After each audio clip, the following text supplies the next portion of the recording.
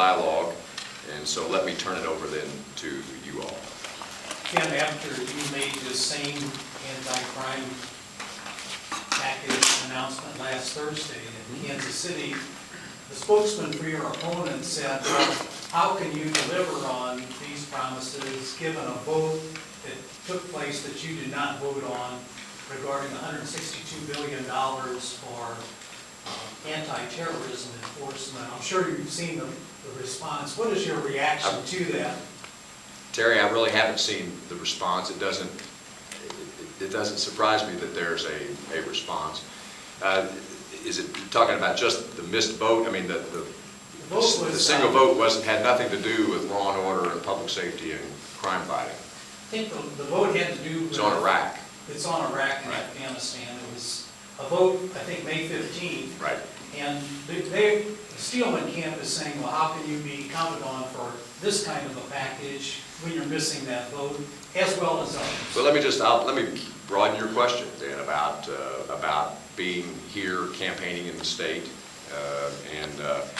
you know, some of you know me well, some of you don't know me that well, but let me just tell you, it goes against my work ethic to miss any vote.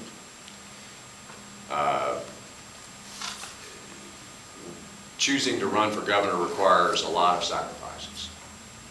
And I've had conversations with my constituents in the 9th Congressional District, who I'm privileged to serve, and I told them two things were going to happen if I ran for governor. Number one would be I would not get to be their voice in future sessions of Congress. And secondly, that on occasion I would be missing votes to be their voice in Washington, D.C. And even with that, I've received overwhelming support from the people I represent, that allowing me to continue to serve them and campaign for office. In addition to those sacrifices, there are family sacrifices. In addition to missing votes, I've missed dance recitals, I've missed softball games, but our family is committed to this campaign, and those sacrifices are unfortunately necessary. You know, if I could get my message, my vision for the future of the state to all four corners of Missouri and never miss a vote, I would do that. I'm sure Senator Clinton and Senator Obama and Senator McCain would love to be able to campaign to the four corners of this country and not miss a single vote in Washington, D.C. But the fact is that you know, there are sacrifices. Occasionally, as you talked about, there are votes of substance. There are also many procedural matters, and gridlock is the rule, not the exception right now in the halls of Congress, and that's unfortunate that Speaker Pelosi is not taking up issues like energy independence, or taking up the Foreign Intelligence Surveillance Act, or taking up federal issues on enforcing the laws on our border. None of those very substantive issues are even getting any sort of hearing or debate on the floor of Congress, and that's unfortunate.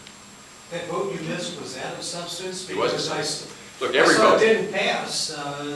Terry, every vote. Look, every vote is of substance. I mean, even when we are renaming a post office, even when Congresswoman Nancy Boyda, who represents Lawrence, Kansas, forces us to vote congratulating the Kansas football team on their historic season. And I voted present, by the way. I could not. In the spirit of compromise, I was going to vote yes, and my finger was reaching for the button, but it hit the present vote. And so I don't mean to make light of it. She's very supportive and passionate for her Kansas Jayhawks, just as I am for our Missouri Tigers. So look, that is, you know, there is a balance, and again, it's. There are sacrifices that are required. Vision on public safety and law enforcement was, did she, Terry? I understand it's going to be announced later. That's what I was told. Great. Can't wait. Can you talk about